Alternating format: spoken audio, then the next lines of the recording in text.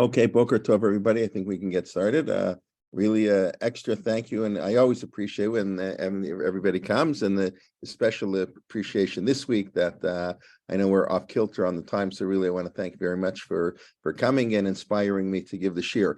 Like I mentioned last week, since we're a little bit, we're an hour and a half early, I don't think it's fair to continue exactly where we are in the Siddur. So last week we spoke on Alanisim Chanukah, that worked out very well. This week we'll talk about, we'll see on New Year's Asara B'Tevet, a few hopefully ideas that you'll find interesting and meaningful. And please God, next week we'll return to where we are in Psukei Zimra and Schwarz Yishtabach, and the three songs we say between the end of Tehillim and Yishtabach. So please God, we'll return next week. We'll be on the 9:30 Eastern time schedule. I want to welcome Rabbi Kelman, especially, who's a regular but has been in Israel for a long time. So this is the first week he can attend. I apologize if you won't be able to attend, next week, but a pleasure to see you. Thank you very much, and please God, we'll get together. Okay. Thank you. Thank you. Okay. My pleasure. So I just want to start perhaps something a little 5 a.m. in Las Vegas. Well, you get a special bonus. We'll start paying people to come instead of charging. Okay, get up at 5 a.m. in Las Vegas. Wow, the gambling must not be so well. Okay, sorry about that one. Okay, I just want to start with, I think, an idea. I don't know how famous. I don't know how many people are aware of the first Tosfot in Avodah Zarah. Do people know what I'm talking about? The second Tosfot in Masechet Avodah Zarah. Well, one of the tractates of the Talmud is called Avodah Zarah, idolatry. It's a funny tractate. I mean, it's a funny tractate in the sense that it deals with all idolatrous practices, but it's really the interaction between Jews and idolaters. Obviously, throughout most of, even in Israel today, however, most of Jewish history has been lived where the Jews are a minority in the land that they are. Baruch Hashem, today that's not true in Israel, but even in Israel, there's a significant minority of non-Jews. And the question is, what is the relationship? Wine and bread and milk, and the first Mishnah gives a halacha that's a very difficult halacha in many ways, and one that, it's not observed in the classical sense. Let's put it that way. And Mishnah says that 3 days before an idolatrous festival, you're not allowed to do business with a non-Jew. I think we mentioned this in the past because we're afraid. I mean, it's a very nice idea from the perspective of the non-Jew. He's very thankful to his God for helping him make a lot of money. So he's going to go to his church and say thank you to his or some pagan place, and he's going to give thanks to the deity that they believe in, and we don't want to be the participant in that. So 3 days before, the rabbis put the prohibition. We're not going to go into all the details. So Tosfot, of course, is very bothered, but how come nobody observes that anymore?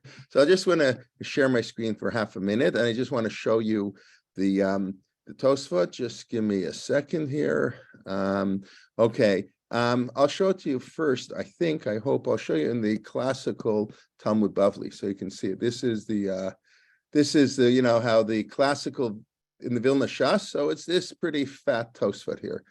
It's pretty skinny for the first 30 lines down here, and then over here another 30 lines, long lines. This is a pretty large Tosfot. Wanting to know. Peusha Kuntris, Mishum da Azil. I don't know if you can see, I can't highlight. Oh, yeah, I can. Biyomedo model of Avodah. He's going to go on his holiday, and he's going to give thanks to his idol. And so the question is, Kasha Masam Kua Olam Laseit. I can't, it's hard for me to highlight this. So if you can see my cursor, can you see the cursor? If anybody can let me know. Somebody? You can, okay. So how does the world, so how does everybody do business? So without getting into all the answers and really discussing it at great length, I just want to point out a couple things. One of them I find so beautiful, scary, and instructive. And he says, maybe how can you do it? And for sure on at least once a week, every Sunday. Every Sunday, they, even if you don't want to do 3 days in opinion day itself, knew how do you do business with non-Jews on Sunday. So in Ontario, we used to have actually blue laws, when I was growing up till, I don't know, 20 years ago, 25 years ago, people used to get arrested. I mean, fined, like heavy fines if they opened up their store on Sundays. When my parents grew up in Toronto, you couldn't play baseball, you couldn't have any sporting events, any movie theaters were open on Sunday. That wasn't true when I grew up, but no businesses were allowed to be open on Sunday unless you were in a touristy area. And that was a big, how do you define that? But today, of course, Sunday, everything's open and it's a big day. But that's his question. So I want to discuss the answer he rejects. He doesn't reject it because of the reasoning. The reasoning is solid. He's rejecting it for another reason, and that's why I think this reason is so powerful. The Ein Lomar Dahainu Tama. You shouldn't say that they don't worship idols. Why don't they worship idols? They just do what their fathers, tell them. Minhag avotechem biyadam. Meaning, I find this such a powerful comment. Basically, they go to church every week. You know why? Because their parents schlepped them to church. They don't really believe in the stuff. They just go through the motions because that's the tradition that their parents have taught them. Like many Jews, Baruch Hashem, I think it's great. Many Jews, it's great, better than the alternative. They go to shul 3 days a year. What do they believe? All of a sudden, like they get religious on Rosh Hashanah and Yom Kippur. Jew, they know, from their grandparents and their parents. You go to shul on Rosh Hashanah Yom Kippur. It's a minhag avotechem. You can't say they're not davening, so they don't know what they're saying. Do they know Malchiyot, Zichron, Shofar? They don't even know what it is. They tell them what time shofar is. It sounds nice. You have to hear the shofar, and they go home. They come late, leave early. So minhag avotechem biyatechem. So Tosfot says that would be reason enough that it's not idolatry, even though they're going to, let's say, even a pagan church and they're praying to all their gods. It doesn't count because they're just doing it. They're just mumbling words that they don't really believe in. So I think I just like to quote that because it's such a powerful lesson for us. Because so much of what we do by rote, and it's human nature. It's not easy to do the mitzvot. I always say it's not easy to believe in God. It's easy, I believe in God, great. But really, belief in God is really hard because if you believe in God, you don't cheat and you don't talk lashon hara. You do all kinds of things when you believe in God. So it's very hard. It's very hard. There's a reason we write Shivit Hashem L'negdi Tamid in shuls all the time because it's very hard to really believe that God is there with us. I don't know if I ever quoted that. I'm a friend of mine who lives in Israel. Hopefully we're going to get together after Shabbos, actually.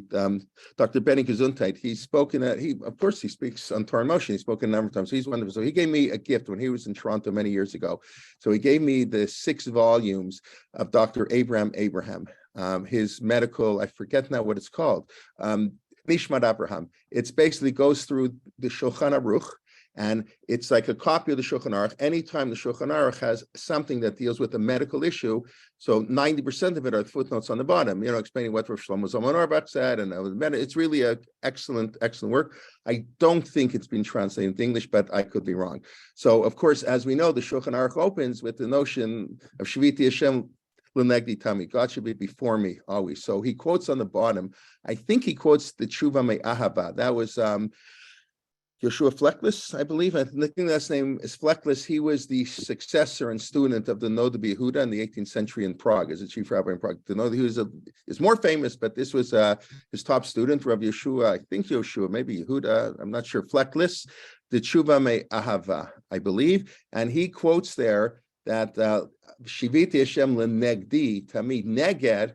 What do you mean alongside? God is before me, Negdi, but Negdi doesn't mean, before me. It really means it can mean alongside me, it can be against me.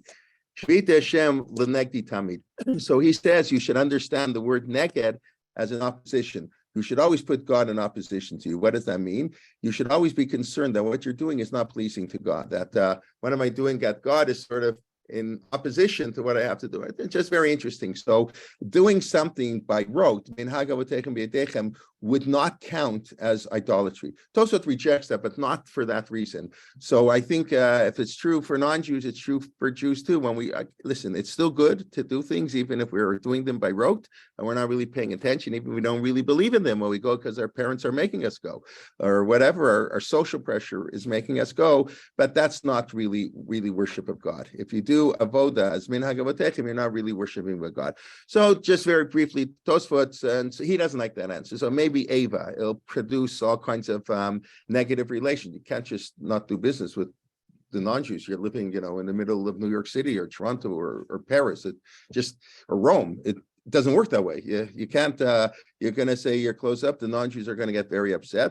So we do allow things that we normally do not allow because of Ava, because of creating unnecessary friction. The most famous case really is when we can say whatever to help a non-Jew in times you're not supposed to help them. That's a famous case. The problem of in theory, you're not allowed to save the life of a non-Jew who's dying on Shabbos. Now, you have to realize, in theory, until the time of the Maccabees, you couldn't save the life of a Jew who was dying on Shabbos either. So it's not like, in other words, there was an assumption that Shabbos overrides the life of Jews and the life of non-Jews. In the time of the Maccabees, they introduced the halacha b'chai b'hem, that Jewish law, but they didn't introduce it in regard to non-Jews. They're a little bit less, even though we have to give non-Jews in charity. That's in the Gemara. We have to feed them, and we have to bury them. We have to visit them when they're sick, and have to comfort the mourner. That's what the Gemara says. A pagan, you have to comfort their mourners and visit their sick, but you can't save them on Shabbos because Shabbos is so important. Maybe even a Jew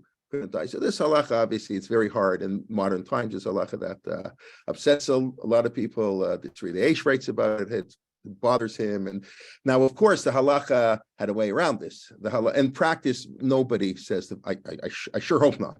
That nobody in practice says to follow this halacha based on Eva. You're not allowed to do that, and it'll create tension. Can you imagine in a hospital saying, I'm not going to treat a non-Jew on Shabbos? Oh my God, that would be horrendous. And therefore, it's a terrible thing to do. There's the famous story of Rav Lichtenstein and Rav Amital. This story, I heard that they asked, what if you were on a desert island and there was nobody around there, one of these theoretical, ridiculous questions, and no one would ever know. And it's just you and the non-Jew, and the non-Jew is dying on Shabbos. Would you save his life? No one would ever know. There's no Ava, etc. Of course, that can never be true.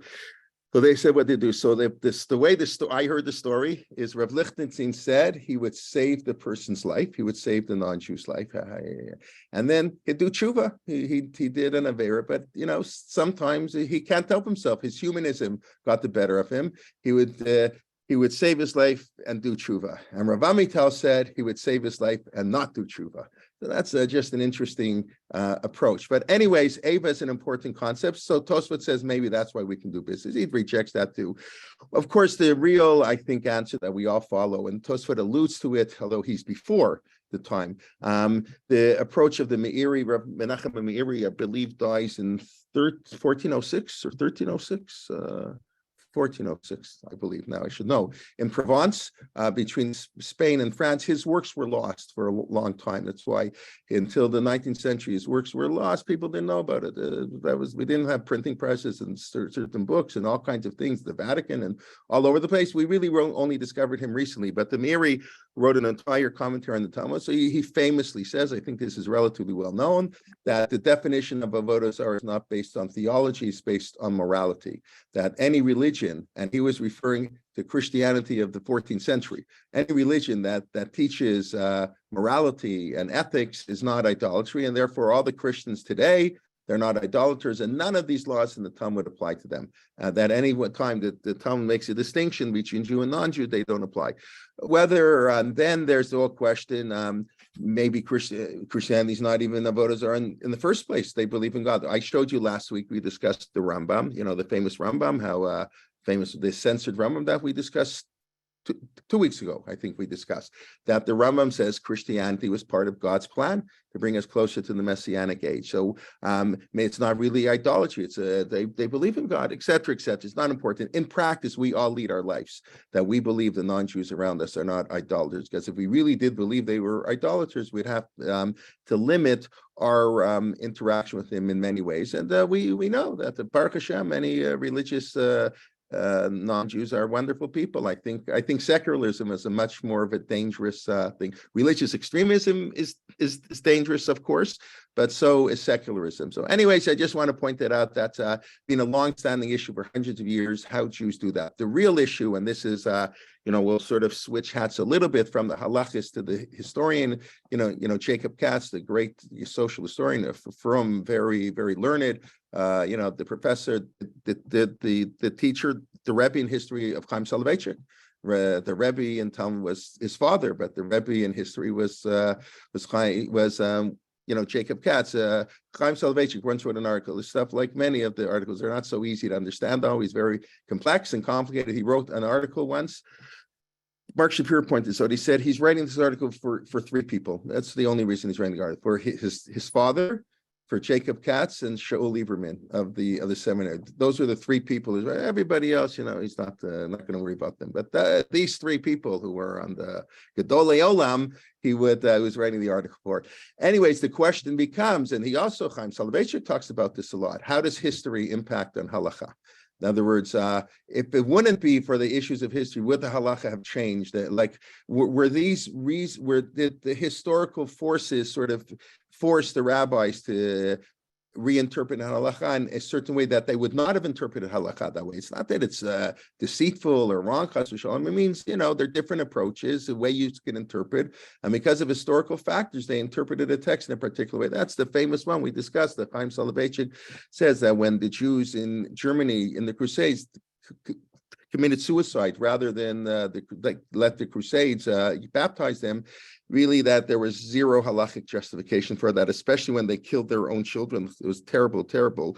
He said there was absolutely no halachic justification whatsoever for that. But all the poskim in Germany, the Balei Hatosot, found justification because they had no choice. Well, what are they going to tell a parent? They're so committed to Hakadosh Baruch Hu, you're going to tell them now they are sinners too. It cannot be. So the halakha, that's how he interprets it. He interprets that the historical forces forced the rabbis. There he says it was more conscious. It's a pretty charif the way he describes it.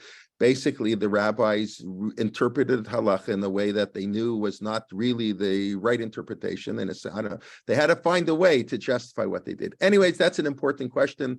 But the most important thing is shalom, to get along with people. Darchei shalom, eva. They're two related but slightly different concepts. Darchei shalom and eva. By the way, do people know where the whole discussion of the Mishnah on Darch, I'm sure some people know, but Darchei Shalom and Eva are? There's a whole list of things, including giving the Kohen the first aliyah, so we won't have any fights in shul. That's part of Darchei Shalom. There are all kinds of things we do to promote peace. We give the Kohen the first aliyah is one of them. Anybody know where all those Gemaras appear? I think it's quite instructive. How long should I wait? Okay, Gittin. They appear in Masechet Gitin, which of course is, I think, quite instructive. That obviously, what's the problem in a get? A husband and wife don't have shalom between them. So all the halakhas of how to promote peace are written in Masechet Gitin, and it's in those Gemaras that they have the destruction of the Beit HaMikdash. All the stories of the destruction of the Beit HaMikdash are found in that Gemara. Okay, enough of that. Okay, but that's just to point out that at this time of year, especially living in Chutz La'aretz, that's what we do. I will point out one fascinating thing just to show you in the Shulchan Aruch how this is the conclusion of a longer discussion, but just let's take a look what the Shulchan Aruch says, the Ramah, the great posek of Ashkenaz Jewry. What just happened here? I don't know what just happened here. Okay, here we go. Yoredeya. So this is in Yoredeya, in Shulchan Aruch Siman Kuf Memchet 148. So it's Hilchot Avodah Kochavim. It's the laws of idolatry. How do we do with them? So I'm sorry, it's not showing. Oh, so let me share again. Okay, I'm sorry. I don't know what happened there. Okay, let me do this. You'll let me know if it shows. Thank you, Zev. Okay. Now is it showing? I see a calendar. I put away that calendar. My screen sharing is paused. I don't know why that's happened. Resume share. Okay, let's see. I don't know what. So working, not working. We just see the calendar. Yeah, I don't know why it's not here. I have a thing. Okay, I'm not going to worry about it. What can I do? I won't share. Anyways, I was going to quote you. I'll quote it to you, but you just won't see it inside. The halacha in the Shulchan Aruch 148 Yoredeya is that if you come in and the non-Jews are having a party, they're having a Christmas party, and you give a Christmas party to your mailman and the postman and the newspaper boy and your people who work for you, your employees. Work for you should give them a Christmas present.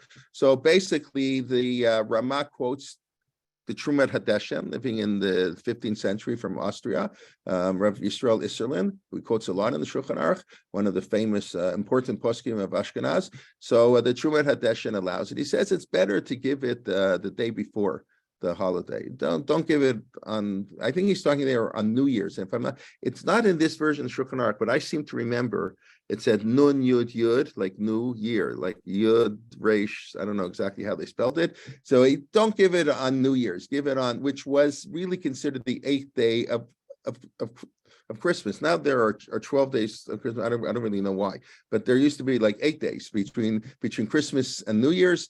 And he says better to give the gift on December 31st. But if that's what you have to do, you have to give a gift on Christmas or New Year's. You're allowed to give a gift to a non-Jew to promote peaceful relations. We want to get along very well. Okay. I'll just spend a few minutes on some of the customs that developed because of Christianity, Jewish customs that we have today, some of which we've mentioned in various contexts, some of which I don't think we mentioned. And then I want to talk a little bit, the second half on Asara B'Tevet.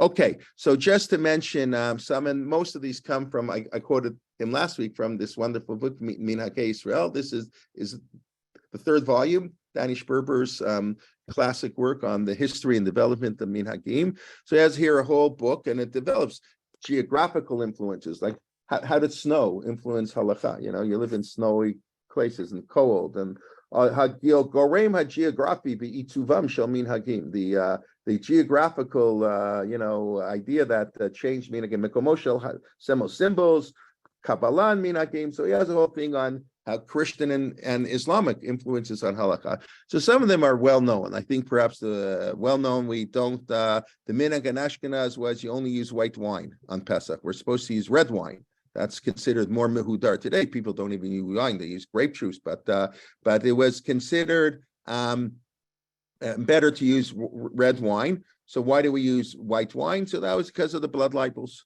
Obviously, if the wine is white, there's no blood in the wine. If the wine is red, they have this. So that's a very sad minhag that developed because of Christianity. He has in Chelik Aleph, Dr. Sperber has a whole explanation of a minhag not to fast in Erev Rosh Hashanah. I imagine nobody here fasts in Erev Rosh Hashanah. Maybe I'm wrong. That's the classical reason given why Shlichus begin when there's not 4 days between Motzei Shabbos and Rosh Hashanah. We do Shlichus the week before. The classical reason is so we can fast for 10 days. You have to fast for 10 days during a Aseret Yemei Tshuva to do Tshuva. That was very common. People didn't eat it the way we eat. Fasting wasn't the big deal it is for us because we eat so much more. But fasting was very common in the Middle Ages. To fast every Monday and Thursday, Shovavim Tat, Shmot, Terumat, people used to fast all the time. Do Tshuva, fast. So there was a minhag to fast for 10 days. 4 days you can't fast. You can't fast the 2 days of Rosh Hashanah, can't fast on Shabbos, and you can't fast Erev Yom Kippur. So we need to make up the 4 days. So you need a minimum of 4 days to say Slichos. And then the minhag developed, you can't fast an Erev Yom Kippur. Why can't you fast an Erev Yom Kippur? So he says, I don't know enough about this. I don't know anything about this.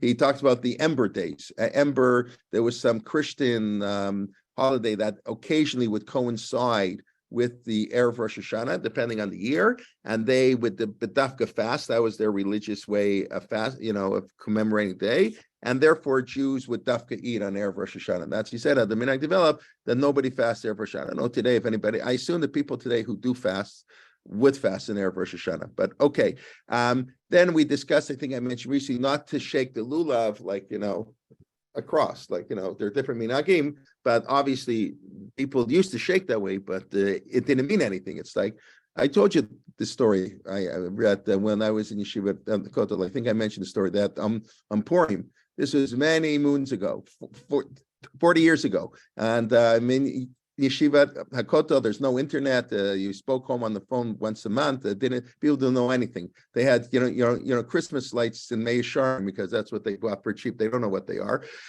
So we started to sing on Purim. I told you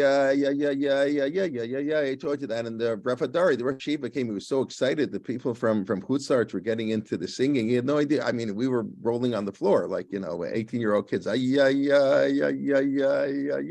don't know what it is. You don't know what it is. And obviously, so in certain places, people don't think of anything. In any place, I'll just say I was here on the last day of Hanukkah. It was very beautiful. I went to Shir Chadash, and they had a musical hallel. They had a guitarist, a saxophone, and what was the third person? I forget now, playing one of also the mouth instruments, and it was a very beautiful hallel. I don't know, somehow if you pull that off in New York, you'd be accused of being a reform shul, I think. I don't know, anybody go to shul where they do a musical? Here it's very common. Chol HaMoed, Hanukkah, they do it all the time in many places because they don't have the issues of reform with the organ on Shabbos and the this and that. So it's okay. They just play musical instruments. It's very beautiful. The Beit HaMikdash, they played music. But in Chutz La'aretz, because of the influence of reform, became prohibited to play music in davening. Please, if anybody goes to shul where they ever play music, I would love to hear that. But I'm not aware of anybody. I just seen now this last comment. Evan, music, Lincoln Square, new Lincoln Square. Okay, no, that's great, but that's interesting. Yes, Yocheved, I see you have your hand up. Hey, I just want to share, not exactly about the musical hollow, but I was telling my husband how nervous when I go to the malls this month, how the constant stream of the Christmas songs they stick in my head. So he just pointed it out. I just want, he has a real sense of humor. He said 90% of them were written by Jews. Yeah, so that makes me feel a little better. They are written by Jews, anyway, of course. All the Christians, many of the Christians are. But the truth of the matter, I remember Rep Tabori telling us in high school, it's really true that really true. The Gemara in Ksubas, where it talks about the love of Eretz Yisrael, the love of one's wife, Ksuba, the love of Eretz Yisrael. The Agadas and Lachas always mixed. So the Gemara there says, whoever lives in Chutz La'aretz, maybe I can say that because I'm visiting Israel, but I include myself in this, of course. Whoever lives in Chutz La'aretz is Ovdei Avodah Zarah B'Tahara. They're worshiping idols in purity. They're not mamish worshiping idols, but they're, worshiping idols. In other words, we're very, Santa Claus and I'll be honest, it's nice, it's nice you go and the musical spirit, it's nice. People are nicer this time of year. There's a certain, and everybody knows jingle bells and things. So this is like idolatry, avodah zarah b'tahara. You live in Chutz La'aretz, you can't help it. You're totally influenced by our culture. There's never been a stronger culture than American culture. I mean, I don't think that the Jews have, even in Spain, we were never integrated the way we are today in America. So much of that is very wonderful, but we're oved avodah zarah b'tahara. I mean, it's sort of, I don't know what to say. I don't know what to make of it. But so that's, yes, we know everybody knows all the Christmas songs and everybody knows because that's why we grow up. Okay, we should make something good. Even though, I'm not into rock music at all. But, one of the reasons I shouldn't say, to criticize, God forbid, it works. They bring people closer. But a lot of the Jewish music guys, what do? They take rock music and they just, play it. I was walking. And they turn it into Jewish sounding stuff, but it's very Goyish music. They just put nice Jewish words or something, or the tzitzis are flying out to make it Jewish. I was walking in Mamila on Thursday, and then the Rockway in Mamila, and there's a guy playing the violin very nicely. He's playing Simon and Garfunkel. I mean, I reckon I'm going to Strawberry Fair. What's it called? Right. I was not into Simon and Garfunkel, but how can I not know that? So he's with a bekasha and a long beard and a big black kippah, and that's what he's playing on the violin. I just walk over to him in English. I could have said, I said, how long have you been a Baal Tshuva for? Because obviously, a guy who grew up in Israel, he's not playing Simon and Garfunkel, but he grew up in the States. He can wear a beckish, like a long black coat, and the payas and the beard and the black kippah, and playing Simon and Garfunkel. I thought it was so, I don't know, beautiful, I guess. I gave him a few shekel, that's how they make money, as they play. So anyways, okay, back here. So yes, we're very influenced, but these were minhagim that developed that we shouldn't be too influenced. We shouldn't fast, and we have to, okay, that was to protect.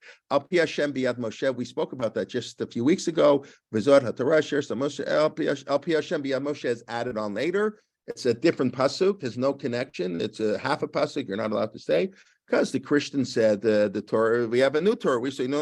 Our Torah is Al Pi Hashem, Biyad Moshe. And of course, you have the minhag that Mark Shapiro's a long class not to learn on Nittelnacht, not to learn on Christmas, and then you have people who are machmer all year. They don't learn all year, unless, God forbid, they may come by mistake and learn on Christmas Eve. But so that minhag, that again is no application in Israel in many places, even for us. And it's really a Hasidic minhag today, and the Hasidim still observe it. I teach with someone in Chad I knew for sure, because I had my students. I said, go ask him, go ask the rabbi. He learns on Christmas Eve. So they went to ask when they came back. He said, yeah, I learned, but I'm sure I don't learn, he says. And he's a Lubavitcher, he says, I don't learn, but I bet your Rabbi Kelman does learn on Christmas Eve. That's what he told the kids to tell me, which of course, that's obvious. So anyways, okay. And then just, by the way, there is the minhag, again, I don't want to get into the whole issue, but Danny Sperber quotes it, that the earliest sources in the Middle Ages for the lack of a need for a woman to cover her hair. This was already said in the Middle Ages by Rabbanim in Ashkenaz, who said it's a Christian woman. So here it's interesting. Sometimes we do a minhag because the Christians do A, we do B. And sometimes because what's the norm is the Christians, that becomes the norm among us. Like, so he says, for example, to wear shoes. They forbade walking barefoot in the street on Tisha B'Av. They didn't have shoes like us, shoes that aren't shoes that we wear. They didn't wear shoes. No, to walk on the street, the goyim would make fun of us. So the Ashkenazi poskim said, you have to wear shoes to shul on Tisha B'Av. When you get out to shul, you'll take off your shoes. So the same thing, they have an idea that they quote already, minhagim, and this is, whatever, without getting the whole issue, this is heter. Many people say, how is it that so many observant women don't cover their hair?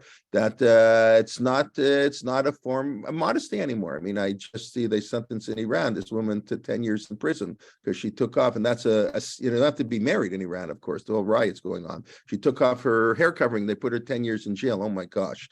So, but they say since the non-Jews, the Christians, don't cover their hair, it's not immodest, and that's really the heter.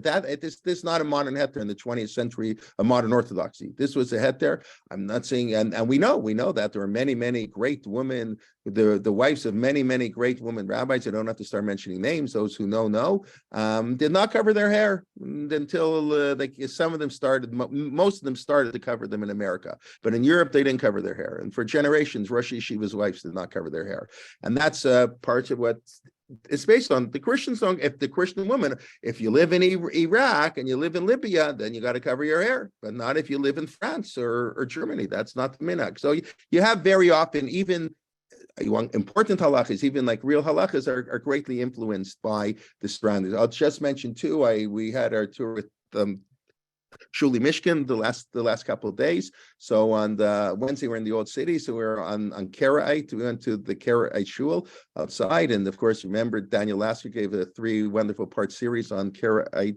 Judaism. So there are, I'll just mention 2 halachas that I don't know who all observes them, but the Balamor mentioned that a person who doesn't eat chulant on Shabbos, we suspect he's a heretic, because the Karaites wouldn't eat chulant on Shabbos because lo tavar eish b'chol mashvotechem. You're not allowed to light fire. They didn't believe you could heat it up in advance. That wasn't in the Karaite oral tradition. So in order to show you're not a Karaite, you better eat chulant. Otherwise, we suspect you're a Karen. And I mentioned a number of times, that's the origin of the Ashkenazic minhag to say Bameh Madlikin on Friday nights. So why do we say Bameh Madlikin? What we can light the oil with, why not? So the minhag developed in response to Karism. The Karaites said you can't light fire at all. The rabbinate said, of course you can light fire. We just have a question, what fires can you use? You better make sure to use a clear oil, that you're not going to fidget with it, that the light is clear on Shabbos. And that's, of course, the basis of our Hanukkah discussion. It's on that Mishnah, which is okay. On Shabbos, we're afraid you'll fiddle with it. On Hanukkah, we're not really afraid you'll fiddle with it because you're not allowed to use the Hanukkah light. So that's the whole discussion. But those are Karaite, those are anti-Karaite traditions. Okay, enough of that. Let's move on. Let me see if there are any quick questions here, and then I'll move on to Asara B'Tevet, 5 a.m. in Las Vegas. Okay, okay. Bergen County still has blue laws. Correct. In New Jersey, right, on Route 4, all the shopping malls are closed. That's right. New York used to have blue laws. Yeah, of course. Rabbi Twersky once told me one of the biggest challenges for an FFP person when davening is not to be 100%. Yes, we daven. I sometimes even tell my kids, sometimes non-Orthodox people have an advantage. They go to shul when they want to go to shul. we go to shul because we have to go to shul. Now, hopefully, we also want to go to shul, but not always. We daven because we have to daven. I don't have to tell you. If you think putting on tefillin every day, I'm thinking it's once in a while. Hopefully, because I do it every day, at least I'll be inspired on Rosh Hashanah Yom Kippur. Maybe the odd time here, maybe a musical Allah will inspire me. But when you only go to shul, like when you want to every month, then it's easier to be inspiring. That's 100%. It's really, it's hard. We have a bigger challenge. On one line prayer each time you daven, 100%. That's why I'm giving this whole class on Siddur. Today is really a little bit different. This has been great for me. I thank you for allowing me to give the shir. So I'm learning more about the davening. It is enhancing how I daven, without a doubt. These shirim enhance how I daven. If it enhances your davening, that's even wonderful, more wonderful. For those of us Balei Tshuvos who struggle with meaning and intention fluidity, must work to comprehend and not rely on inspiration. Okay, that's interesting. When you're working, I think Balei Tshuva, I think a lot of them are inspired. That's why they become Balei Tshuva. I don't know. I'd like to, you can clarify that maybe a little later. I don't have time today, but that's a very interesting comment. My non-friends and a very learned guru I met from India told me their statues provide inspiration to the source we call the one God. Yeah, so that's a question. They had that with the Indian shaitos. I'm not getting into Eastern religion. That's not our discussion. But the Meiri's point is any religion that has a moral base. You have to realize the pagan world, the way they treated people. Unfortunately, the way today, the issue with the Meiri is it could turn some of Islam, it could turn Iran into avodah zarah. In other words, Islam was always assumed not to be idolatry because they believe they can't stand. They considered the Christians idolatry, of course. When they drew in France the cartoon there, they went and they killed them. So the Muslims are very, very strict on images of God, etc. So the Muslims, the Rambam says very clearly, Muslims are not of the avodah zarah. But if you take the Meiri's definition that avodah zarah is not, what's it based on? It's based on if you believe in God, you're a moral person. It's a very simple idea. That the idea of God is to promote ethics and morality. That's what we believe. That's why God gave us a Torah to be good people. So any religion that has laws to be good, that's what it means. Believe in God. I don't care that they believe God as children. It doesn't matter. It may be idolatry for a Jew, but not for a non-Jew. But if their religion teaches to kill people and to terrible things, what kind of a God do they believe in? That's an idolatrous God. And therefore, so it's not the theology, but if you take the Meiri to his point, then you may have religions, Islam, or the extreme elements of Islam may have definitions of Ozar. I remember I always thought that. I never saw anybody else who said it until Rabbi Riskin once wrote this in print. So I was happy that at least, I wasn't the only one who thought like this. Yes, it frees Christianity from being idolatry, but it may create more idolaters. All right, not paskening whatever, anyways, but these are difficult issues. The idea is to promote peace. That's why the Torah was given. I wrote on my Hanukkah piece last week. If you saw the Rambam ends Hilchot Zmanim, Hilchot Hanukkah, it's unbelievable statement of the Rambam. The entire Torah was given to promote peace. Period. That's why we have a Torah. Derachecha darchei noam. That's how the Rambam ends Hilchot Zmanim. Hilchot Hanukkah, Hilchot Zmanim. That's how the Rambam ends. The Torah was given to promote peace. Period. End of discussion. That's the Torah. Unbelievable. Okay. How to interact with idolaters? Nicely, be friends with them. Be friends. Everybody's created in God's image. I told you the Gemara says, and the Gemara does assume they are idolaters, pagans. It was before Christianity or whenever. The Gemara does say a person who's an idol worshiper, mitnei darchei shalom, to promote peace, you give him charity. You visit the sick, you bury the dead, you comfort the mourners. That's a Gemara in Gittin. That's what I said, Gittin 60b, if you want to look it up. If you don't believe me, I'm not that you don't believe me, but it's always, maybe, I don't know, maybe you don't believe me, but it's good to look it up always and to see for yourself. The Gemara is very clear. We make a sharp distinction between our religious interaction with them and our social interaction. We don't drink wine with them. We don't socialize. But when it comes to business-like and friendliness and being a decent human being, there's no distinction between an idolater and a Jew. We have to treat the idolaters with respect, and they are all created in the image of God. Okay, many cultures have festivals, their theaters, yes, okay, yeah, correct. Okay, Lincoln Square musical, hello, meaning right, I want to get to Asara B'Tevet, absolutely. That's the whole question. Listen, Ma Osur is a German bar song. So many of our tunes. Listen, you go to shuls, you think in 100 years people are going to know. When they go to shuls, they sing Adon Olam to 100 different tunes and of course they're borrowed. As a matter of fact, I think I mentioned Rabbi Gemara, who has spoken occasionally here, gave a whole shir once, how it's well known. This is well known in Italy. Some of the rabbis were heavily critical of this, but it happened. In Italy, the chazanim would go to church, would sit in the back of the church to pick up tunes and then bring them to the shuls, because they have beautiful tunes. So the rabbis didn't like that so much. But lemaisa, church tunes were brought into the shuls. Of course, we're greatly influenced. Our music is totally influenced by it. Okay, musical slichas. Okay, great. So I'm okay. Happening in Chutzlaretz too. Very good. Kingsway had a musical slichas. So I guess I don't know what I'm talking about. My shul has not had a musical anything. So maybe Zev, we have to talk about bringing to church. I think the Beit maybe did have a musical slichas actually. Now that I think of it, but okay. With Fastener for Shoshana, Rabbi Zulin Charlap. Very interesting. Okay. Yeah, that's okay. Yeah, he's not worried about this. The musical slichas, I'm thrilled to see everybody throwing me in where they're saying musical slichas everywhere. Yes, we bore from our cultures. Okay, let's talk in a few minutes, and I really can't go late today. Left benching in Yerushalayim at 4:09 and Shul's at 4:25, so I apologize. I have to end on time. Okay, but let's talk about a few minutes on Asara B'Tevet. So let's start. I'm going to try my share screen once more. If it doesn't work, it won't work. What can I do? But let me share my screen here. Okay. Okay, do people see? Working. Oh, Baruch Hashem. Okay, let's make sure I got the right one. Okay, here we go. Now I can't see it because okay. Okay, this is the slichas that we say on Asara B'Tevet.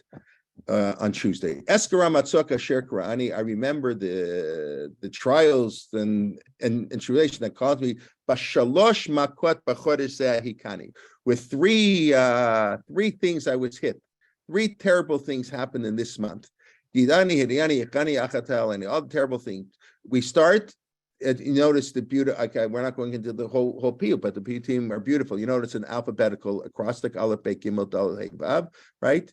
And then you have this sort of the Zayin, Chet, Tet, Yud, Kaf, Lamed, right? Alphabet, right? You have this thing middle, and of course it rhymes. Karani, Hikani, Helani, Yemani, Ta'anit, Yevanit, the Greeks, Manit, Chefer, Sefer. Beautiful PU team here that we say. So on the 8th, I was pushed to them right and the left from all over. I made a fast for 3 days. The king of Greece forced me to write in the Greek religion. And this is because of this, we have the terrible long travails, terrible suffering. Now, what's this? And then what happened? Okay, so we know. Okay, why don't I show you this Gemara? The Gemara in Megillah, well-known Gemara. Maseh B'Talmi Hamelech, time of the Greeks. Maseh B'Talmi Hamelech Shekine Shivim Mishnayim Zkenim V'Chnisam B'Shivim Mishnayim Batim. Took 72 rabbis. Interesting, why 72 and not 71 as a Sanhedrin? But we'll leave that. The Gemara in AD, it does seem to imply that there was a Sanhedrin of 72 people. If you look in the first Mishnayos in AD up there, I believe that's where we're talking about 72 people. Shivim Mishnayim Batim, 72 houses. He didn't tell them why. And he told each one of them, Kitvu li Torah Moshe Rabchem. And translate the Torah. And God, a miracle happened, and they translated it all the same, but they had to change things. Instead of writing they wrote Elohim bara Bereshit, because if you write Bereshit Elohim, it sounds like Bereshit was the one who created God. And if you write Es Adam, right now, Adam, how do we say we will make man? It's we will make man. So they go through all the occasions, but the Gemara says they had a 3-day fast, for a translation of the Torah. So that's pretty wild. So this is just right that on the 8th of Tevet, darkness descended on the world because the Torah was translated. So this is, I just to point out, it's a fascinating Gemara. So it's, our translation's good or bad. So when I believe it was Rav Menashe Klein in Borough Park, who wrote Harif Attack. I maybe I shouldn't have said that. I'm pretty sure it's him. I'm sorry, I don't have all my svarim here. Look it up. A very Harif on Art Scroll. He was very upset when Art Scroll translated the Gemara into English. And because you cannot know, everybody knows there's no such thing as a translation. Every translation is a commentary. And you got to learn the Gemara in Aramaic. You got to break your head. Now you can just read the Gemara. You don't even have to work at it. You just read the Art Scroll notes at the bottom or Steinsaltz, whatever you read. There has always been tremendous opposition, or I know opposition, but the Gemara here says they fasted for 3 days because they translated Torah into Greek. So I just want to raise the issue. On the other hand, let me show you one other source, it's actually a pasuk in Chumash. So it's a Rashi in Chumash. Let's see, do I have it here? I hope it's still working. Here we go. This is the opening of Sefer Dvarim, the first 5 verses in Sefer Dvarim. So, and the Aver Yarden, Moshe began to explain the Torah. The Er Heitev, he explained it really well. Er Moshe Torah, here it doesn't say. Be'er Torah Hazot, Lemor. He explained the Torah. What does it mean to explain the Torah? How do you explain the Torah? B'shivim Lashon. He explained Torah in 70 languages. That's there's 70 nations of the world, 70 languages. He wrote Torah in English and French and Portuguese and Spanish. People don't know Hebrew. Rav Yaakov Kamenetsky was opposed to yeshivas in America teaching Bivrit, because if they teach Bivrit, they're not going to understand what's going on. And on the other hand, you can't really learn Torah if maybe today you can, I don't know, if you don't know Hebrew, but you can't learn real Torah, true Torah, without knowing Hebrew. That's all debate. But just be aware that there was a fast day created apparently on the 8th of Tevet, 3 days, because the Torah, darkness descended into the world, because Torah was translated, and Torah can never be translated. And that's the tension we have. I personally believe that, certain works should not be translated. The Mishnah Berurah being translated into English, I think is my opinion. No one has to agree with me. If you don't know how to read the Mishnah Berurah in English, you shouldn't be reading the Mishnah Berurah. You don't have to learn the Mishnah Berurah. It's not the end of the world. You have the Ark. There are many other books to learn. Mishnah Berurah is not the type of book that is meant for someone. It's written. That's what all the Gedolim said. Rav Henkin said. Rav Kamenetsky said. The Mishnah's Torah is for Talmidei Chachamim B'nei Yeshiva, and the Aruch HaShulchan is for average people. So they translate everything into English. I don't know if the Gemara has to be translated into English either. It is, and maybe it's wonderful. And Daf Yomi would not be Daf Yomi without Art Scroll. Koran's a little late to the game, but they're also now in the game. But without Art Scroll, the Daf Yomi would be a tenth of the size that it is in America, for sure. So in many ways, it's millions of hours are being learned because of Torah in translation. But it does have a downside, and maybe people should, and whether Rabbi Vadia Yosef said, people who have an hour a day to learn should not be learning Gemara. The Gemara is also not meant for everybody. Gemara was never studied historically for everybody. I don't know what the answer. I'm just throwing out a few ideas. You can think about it and tell me how wrong I am and how much you might disagree with me or agree with me. But I do think it's important to be aware that there is a strand in our tradition to be very wary of translations, even of the Torah. Now, we do know, of course, Onkelos, and we do know for many years, they read the Torah in public, in Hebrew and in Aramaic. So again, it's not either or, and it's both, and the translation, but Onkelos was sort of he got approval, you have to know what the translation is. So anyways, that's the fast. Now, then there's the fast of the 9th of Tevet, right? Anybody here fast on the 9th of Tevet? Probably nobody fasts on the 9th of Tevet. Good. Okay, so let's see why we fast on the 9th of Tevet. Does anybody know why there is a fast day on the 9th of Tevet? So let's look over here. Is this it? Everybody sees this? It's working? Yes? Okay. Yamim Shamitanim Bo. Tuf Kuf Pei. 580 in the Shulchan Aruch. Days we fast. 3 sifim. This is unbelievable.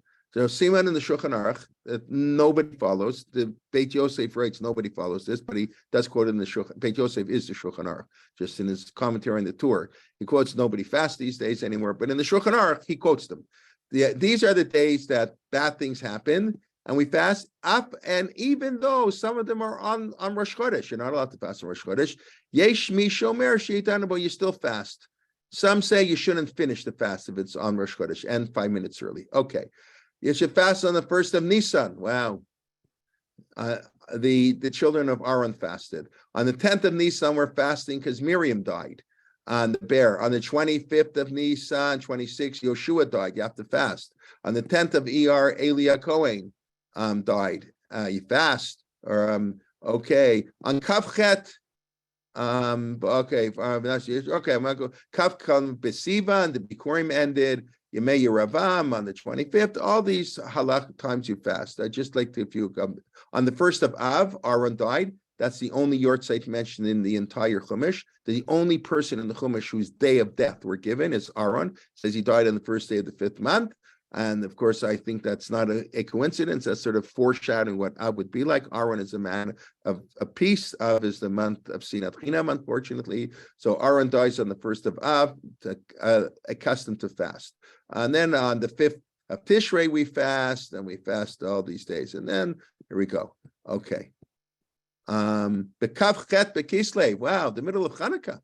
It says in the Shulchan Aruch you're not allowed to fast on Hanukkah. Shulchan Aruch himself writes you're not allowed to fast on Hanukkah. This is like he writes this anyways. He puts it in on the 28th of Kislev. There was a custom to fast because Yehoiakim burned the Megillah that they got from Yirmiyahu. Shekatah Baruch. Okay, Yirmiyahu. Okay, good. Shmona b'Tevet. That's what I'm talking about. The 8th of Tevet we fast because the Torah was written in Greece. Nichtava Torah Yevani. B'mei Talmei HaMelech. That's the story I just showed you in my second Megillah. Vayachoshech ba'olam. Darkness descended to the world for 3 days. Wow. So this is the very anti-translation idea. Betetbo lo noda eziyat sarashi rapo. We don't know why we fast. We have a tradition to fast on the 9th of Tevet, right? Everybody fasts here on the 9th of Tevet. I don't know why. We fast. That's what we do. Behevishvat. Okay. So let's take a little look. Let's take a look what our Slichas has to say. So let's go back to our Slichas. So our Slichas says, Za'amti b'tisha b'chlima b'chefer chashach me'elai me'il hod v'tsefer. Beautiful Hebrew. There, I lost my beautiful coats and I have embarrassment. Taraf, I was ripped up. Hanotenim re'shefer.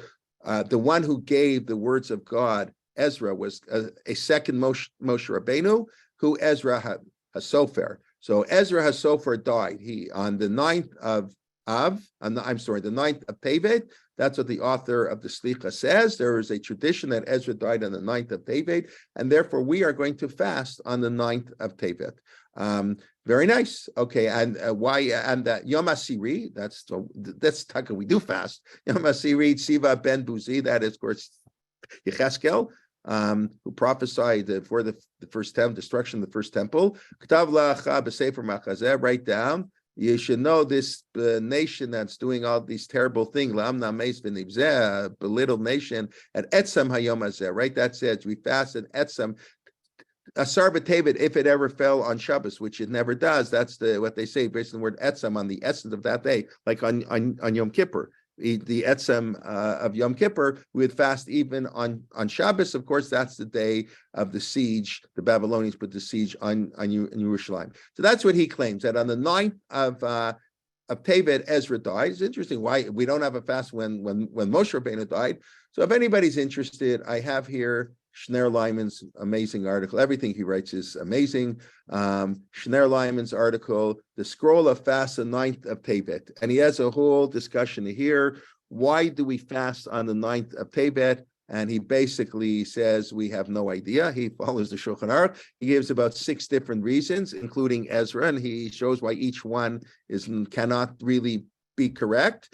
And that's like everything he writes, very scholarly, very learned. And why? So I'll just go through some of the reasons. See, none is more of all the enigmas surrounding our text. This Megillat Tanit, today's fast, none is more enigmatic than its formulation. The fast recorded on the 9th of Tevet. That's in its earliest formulation reads, "B'tishabo lo katu rabotenu amahu." On the 9th, the rabbis didn't write. It's not the same thing as saying they didn't know. Now we don't know. The original rabbis obviously knew why they were fasting, but we don't know why. So, okay, then he goes through all the manuscripts and what they say. Very nice. And the first one is Sefer HaKappalah. So Shmuel HaNagid. Shmuel HaNagid was like like the Abarbanel 5 times over. He was a military person, the leader of the Jewish people, a Torah scholar, a financer, everything in the 10th century, I believe. So he was killed on the 9th of Tevet, and that's of course why they say we don't let you know when the fast is, because the fast began before like Shmuel HaNagid, and that would be, it was foreshadowing his death. So you don't want to, like, it's the old joke, why doesn't Yosef read like Parshat Vayeshev, like doesn't even remember from last year what's going to happen, right? So in other words, he can't say what's going to be in the future, but he presents that was one reason. Another reason that was given is Esther was taken in B'chodesh Hasiri. Vatilakach Esther Beit HaMachut. Of course, why should we fast? Because Esther was taken in. There's no reason. There's no reason to fast for Shmuel and Nagi we fast. What about for Rabbi Akiva? We don't fast for Rabbi Akiva. Even the Minhagim Asfirat Omer are not mentioned in the Talmud. They're post-Talmudic, right? The fact that we mourn a little bit for the death of the students of Rabbi Akiva, I don't believe that's in the Gemara at all. Right, so it's very interesting, like why that would be.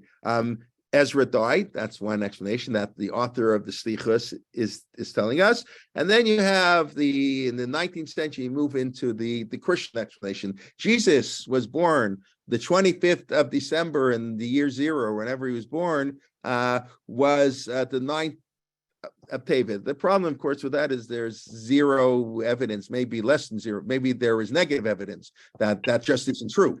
But the most interesting reason, the one Rabbi Kelman, Nittel, some people say is an abbreviation for that. Nolad Yeshu Tet L'Tevet. Yeah, lots of people said that. That's the Christian tradition. He was born and his bris was on the 1st of January, of course, 8 days later, right? So, yeah, but we know it's not really historically true. I didn't go through the Gemara in Avodah Zarah. There was always a holiday this time of year, Festival of Light. I think somebody was commenting in the notes there. Whatever that is, but that doesn't seem to be historically accurate. Now, the truth matter, we do have minhagim that we observe that are not historically accurate. I mean, that's we know things. Danish Berber discusses mistakes crept into the system, and they were observed. And then even I'll tell you the most extreme example. The most extreme example is the fraudster who wrote the book, the Psamim Rush. The Psamim Rush, written by Levine. His father was one of the great Gedolim in Vilna, I believe, and the son was a serious Talmud Chacham, and he wrote the Psamim Rush. He claimed to have found the manuscript of the Rush, Rabbeinu Asher, one of the great Rishonim, and he published it with his notes. And he snuck in. He was a reformist. He was like, and he wanted to reform certain areas of halacha, the 1800s, and so he snuck in all kinds of wild tshuvot that he claimed were by the Rush. But most of the book is totally normal, legitimate. That's how you have to do it. If you make a book just of crazy tshuvot, no one will accept it. So he did a really good job, and he snuck in a few, wild things. You don't need mikveh anymore. I know all kinds of or the Shiva Nakim. I think he got rid of. He got rid of a few things like that. He put in there. And he published it. The Psamim Rush, he got haskamas from great rabbis. Wow, he discovered it, and he was a Talmud Chacham. And then slowly but surely, people started noticing, and we now know today it's a total fraud. We know that he made up the whole book. You have to be pretty smart, got to be pretty big Talmud Chacham to do something. So Rav Avadia Yosef has a tshuva. We still accept a tshuva in the Psamim Rush. It's unbelievable. We can still not always, even though we know it's a fraud. For a number of years, it was accepted as part of the canon. And when it gets accepted as part of the canon, it therefore is a source that we can rely on, because maybe his reasoning is good. And other people say, look at the tshuva if it makes sense. So it wasn't the Rush, but that's an amazing idea. That in other words, they don't throw out the whole sefer. So that's, I think, the most extreme example we have here. But anyway, we have all kinds of interesting other examples where minhagim develop, and they're based. I'm not talking about minhagim that once made sense, that the reason doesn't apply and we keep them, which the halakha doesn't require you to do anymore.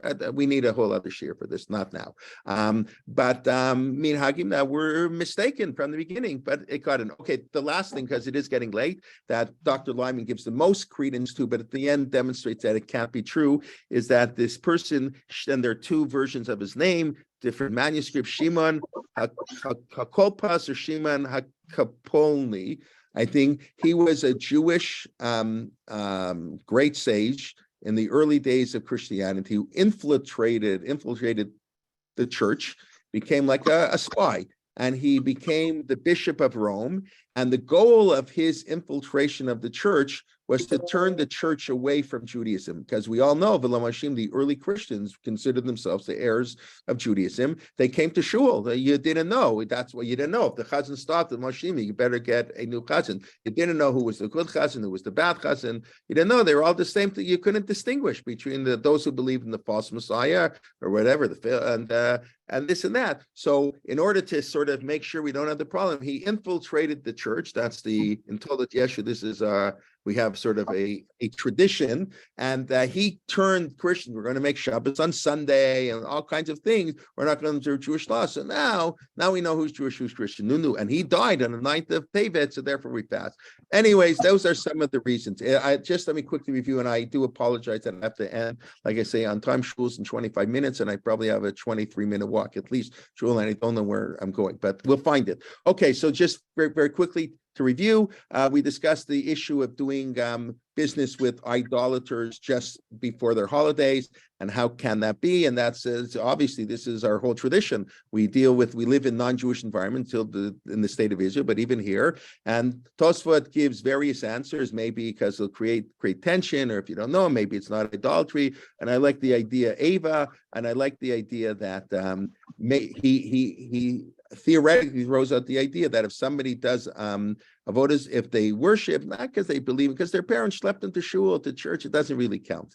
That's not a avodah zarah. That's it's an unbelievable thing, an important lesson for us. We can send lessons to non-idolaters. We have to treat them nicely and give them charity. They're human beings. We can't have anything to do with their worship. We can't drink their wine, etc., etc. But we have to be nice to them, and etc. That's I always say err on the side of being nice. If you're not sure, err on the side of being nice. I think God will forgive you than to err on the other way. And then we discussed some of the minhagim as a reaction to Christianity, or reaction to Karaism. Some of the psukim we say, wine that we made, not fasting in Erev Rosh Hashanah, white wine, etc. And then we discussed the 10th of Tevet, which really begins as a 3-day fast. So the slichos begin on the 8th of Tevet, the day of translation of the Torah, and the slichos say 3 days of darkness. So that would be all 3 days for the translation of the Torah. And translations are, like everything in life, complex. There's pros and cons, and you have to be aware of them. And maybe not everything, and I do believe this, not everything should be translated. Certainly, it's not that we're against sharing knowledge. Just learn Hebrew so you can read it in the original. Not God forbid we'll hide that knowledge from you, but maybe Kabbalah will. But you said that a lot of people don't say that. I'm sorry, hold on a second. And just and then we discussed why the various approaches for this strange fast that the Shulchan Aruch says we fast on the 9th of Tevet. The whole Siman is strange. We don't fast on any of those days, but he quotes all these days we fast, and we don't even know why we don't fast and why are you fasting on the 9th of Tevet. Okay, very, very quickly, I do have to run. So any questions? Just want to wish everybody a Shabbat Shalom. Please God. Yeah, correct. The Psalm was written by the son of the Rabbi of Berlin. That I thought that's what I said. Or his name was Berlin. Yeah, correct. Okay, please God, next week we'll be back on the regular schedule. I'll have time to answer questions at the end. I want to wish everybody a Shabbat Shalom. I really, really want to thank you. I greatly do appreciate your coming early, and those who came from Israel, also wonderful. And we look forward to learning with you. I just sent out an email. I think it was scheduled to go out in the middle of this class, so hopefully nobody actually saw it yet, with our winter schedule of all our winter classes coming up for learning online. And wish everybody a Shabbat Shalom, and please God, we look forward to learning with you. Thank you very much. And I'll take, if you want to send me email of any questions, please God, I'll pick up with that next week. Okay. Thank you very much. Shabbat Shalom. Shabbat Shalom. Okay. Shabbat Bye-bye. Shalom. Bye-bye. Thank you. Thank you. Thank you.